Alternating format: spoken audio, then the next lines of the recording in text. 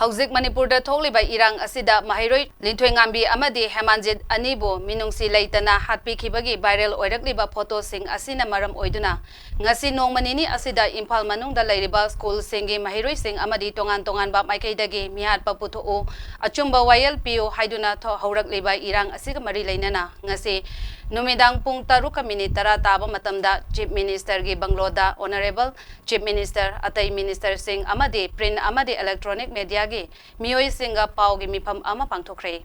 paugi mifam aduda CM na haikibada mahiroi ani Linthoi amadi Hemanjit anina mafang khangdana mangkibadagi thiba phangkidaba aduga mari leinana JAC amadi imung manunggi mioi singa unaduna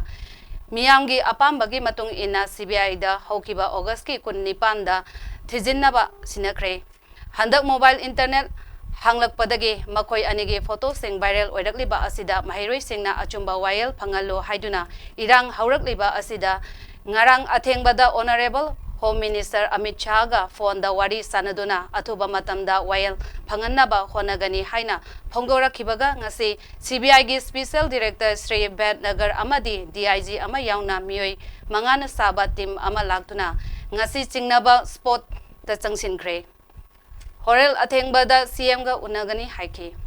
agitation tawriba mahiroi singi marakta asok apan yauriba singi damakta nungaitaba phongdokpaga loinana mahiroi singda asok apan nanghaliba security force ki mioi singna yamna hena sokpa yaba khusu khulai sing sijinaram labadi personnel adugi mathakta action logani amadi agitator singna so sensitive oiba zone singda agitation tawiganu amadi peace oiba Maongda agitation sathabiyo haina mahiroi sing natana atopa agitator singna yot matek kaklaga security force da nauri kapsin biganu security force singi marakta so asok apan kaya yauri haina phongdoraki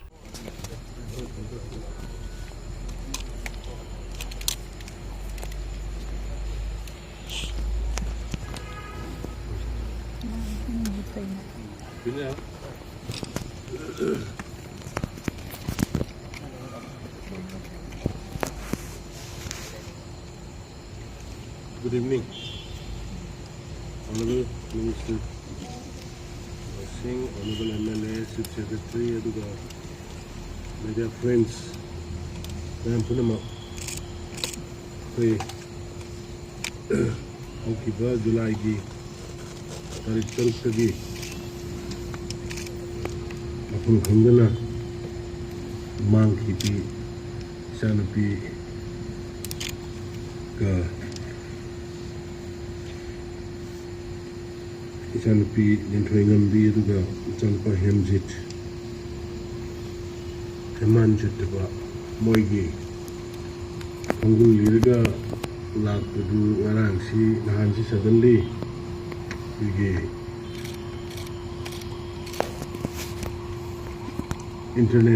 mobile internet hangaba matungda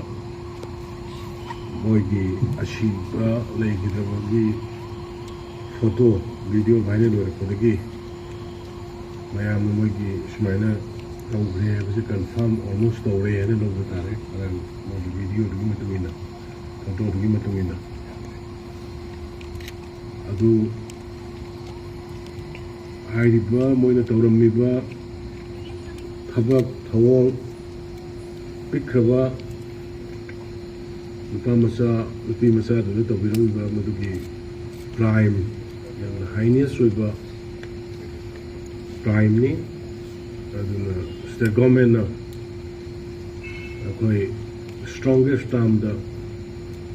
condemn tawi ba sanga da sakdabli set adu akoi punna sarkar amadi miyam punna Bharat ki praja punama Prithvi praja punama matu strongest term condemn tawum three and so ego like hairiba case mayam lena khangire July gi tagi Honorable Puduna thiba sidaida JSC semdana magi leigidabui mung manu sarkar gaiga hanna unadana wari gotai sarba matungda case kitang masa body kari su phangma ngamdaba adagi sidabra leiribra haibasu khangma ngamdabagi masi khoi autang trace ꯇꯧꯅꯅꯕꯁꯤ ꯑꯩꯈꯣꯏ independent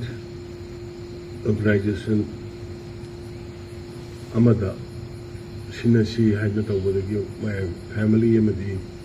mayam ya pam matugina koina CBI da interest of the people August ki tarik 19 CBI na sumadugi matungda moigi ground hiba ba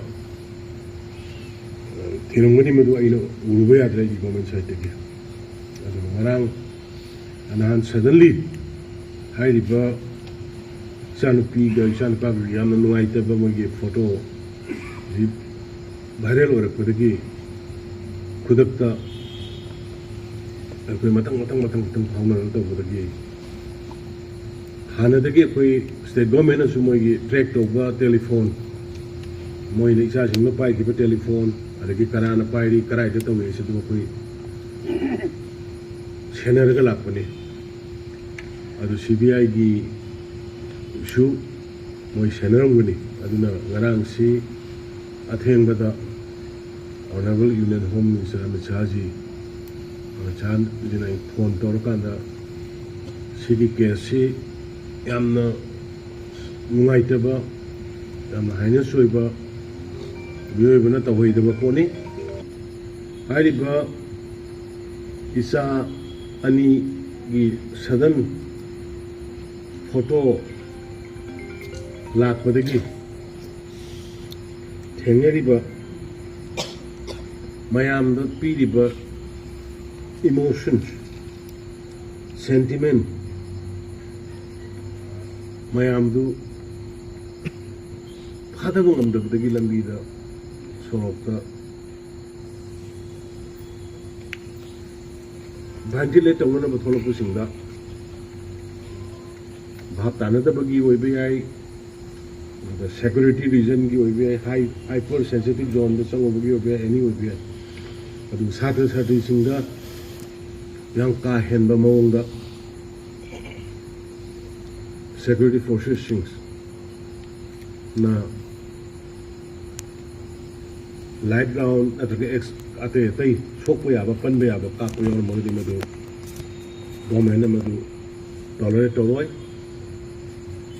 satra sing kari da soka pan nangba madu gi damakte mai sarkari mai gi ngai da khongchari aduga yam ka hena soka pan nangba atai chada mamam singaru modi adugi mafam matam aduga madugi tawriba thoiba thogdok tugi investigation sabchana tawrakanda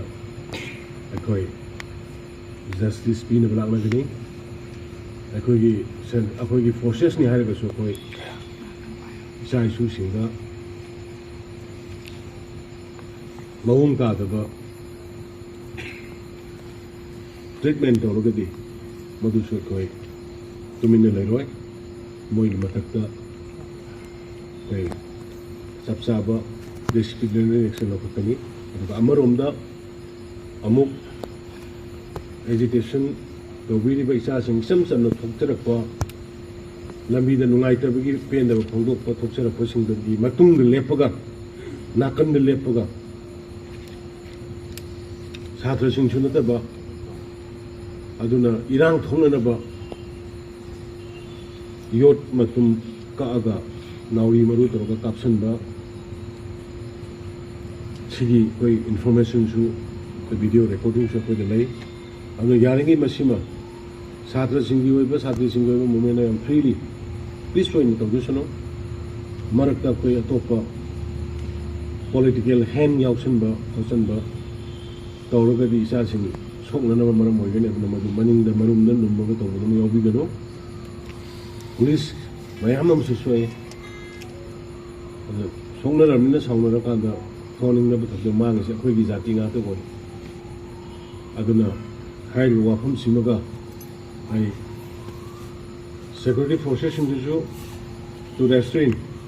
maximum restraint or Kanda Satra Singh, Aduka Mera Pavi Ima Singh, Aduka Satri Singh Mayamda agitation ki control to maximum restraint on I am the Jeri Kulanjeri, other Mashida yang ka hena henjana beyond the kugimi bigi launcher to be wang mother the security force or so ko madu action of the agitators in the shoe peace Oiba Maongda present of you sensitive hypersensitive zone area governor area gumba chief minister area gumba si more point a mass when a release at the nga aga thambiu manum di masigi ni manga punba yadaba ani punba yadaba dugumba jagani aduna